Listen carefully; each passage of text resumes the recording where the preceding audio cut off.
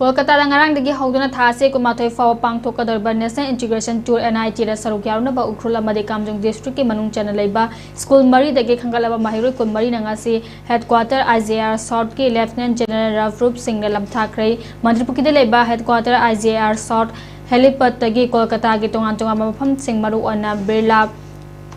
Planetarium, Indian Museum, Sundarban National Park, Howrah Bridge, Grand Victoria Memorial, Eden Garden Stadium, Science City, Heritage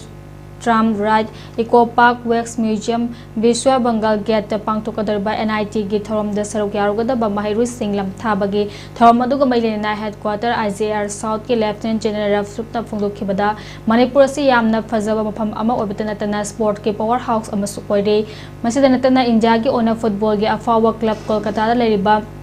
Mohan Bagana Oiri Lenana, Mahirus Singna. Mahai khaktam banatana injagi manung de leriba tongan ba state singda khundaduna leriba mioi singna kari karamba chinjak chari amadi makhoi chanabi na kari no haiba khangdok minana ba mathok tai amade ngarang dagi hawduna thase kumathoi faba numitara ni chuma chathagada ba NIT gi thoram asida saruk yaba phangba haibasi mahiroi singi orandi yamna makana ba ama oirgani hanasu phongdokhe.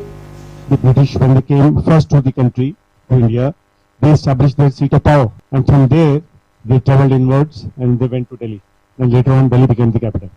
But erstwhile, Kolkata was the capital of the British Empire. For those of you who read your history correctly, that is the place where you will be going as Command Headquarters, Eastern Command, which is now known as